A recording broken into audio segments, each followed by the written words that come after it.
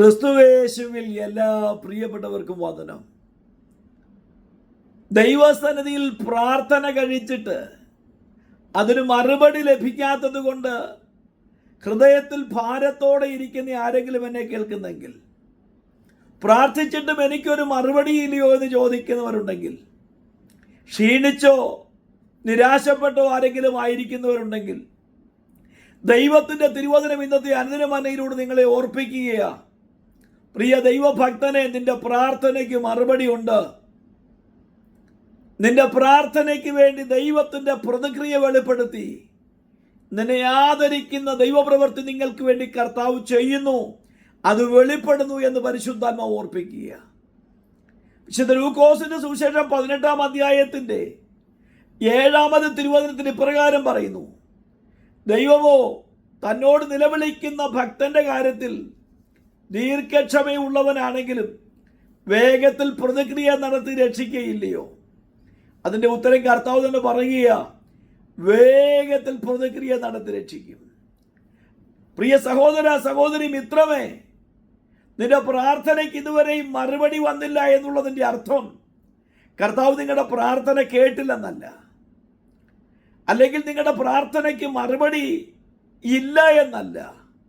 അതിൻ്റെ അർത്ഥം മടുത്തുകൂടാതെ പ്രാർത്ഥിക്കുക. നിന്റെ പ്രാർത്ഥന ശ്രേഷ്ഠകരമായത് വെളിപ്പെടാൻ വേണ്ടി അത്ഭുതകരമായൊരു അടയാളം, അത്ഭുതകരമായൊരു ദൈവപ്രവൃത്തി നിന്റെ പ്രാർത്ഥനയ്ക്ക് മറുപടിയായി കർത്താവ് ചെയ്യാൻ പോകുന്നു എന്ന് ദൈവത്തിൻ്റെ പരിശുദ്ധാത്മ തിരുവചനത്തോട് നമ്മോട് ഇടപെടുകയാണ്. ദൈവസന്നിധിയിൽ ഏറെ നാളായി പ്രാർത്ഥിച്ചു കൊണ്ടിരിക്കുന്ന ഹന്ന, തനിക്ക് ഒരു തലമുറയെ വേണം, തൻ്റെ നിന്നെ അകറ്റുവാൻ, തന്നെ വിളിക്കുന്ന ദുഷ്പേര് മാറ്റുവാൻ ഒരു തലമുറ വേണം. അവൾ ഏറിയ നാളുകളായി പെനീനയുടെ കുത്തുവാക്കുകൾ കേട്ട് ക്ഷീണിച്ചിരിക്കുക.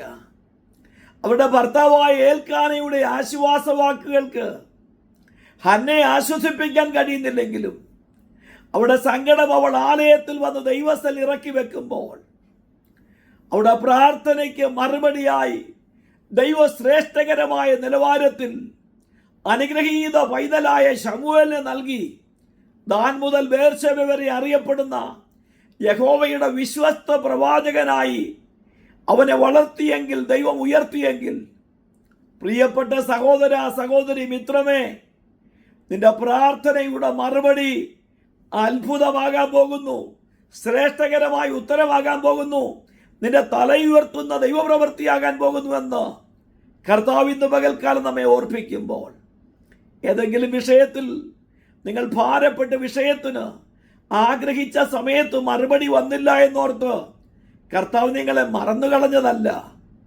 നിങ്ങൾക്കത് ലഭിക്കുവാൻ ദൈവം ഒരു സമയം ഒരുക്കി വെച്ചിട്ടുണ്ട്.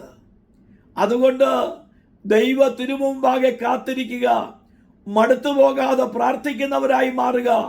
നിങ്ങളുടെ ഭാരം ദൈവസന്നിധിയിൽ ഏൽപ്പിച്ചാൽ തക്ക സമയത്ത് നിങ്ങളെ ഉയർത്തി നിങ്ങളെ മാനിക്കുന്ന അവൻ്റെ ബലമുള്ള കരം നമുക്കുണ്ട് എന്ന് ഓർക്കുക.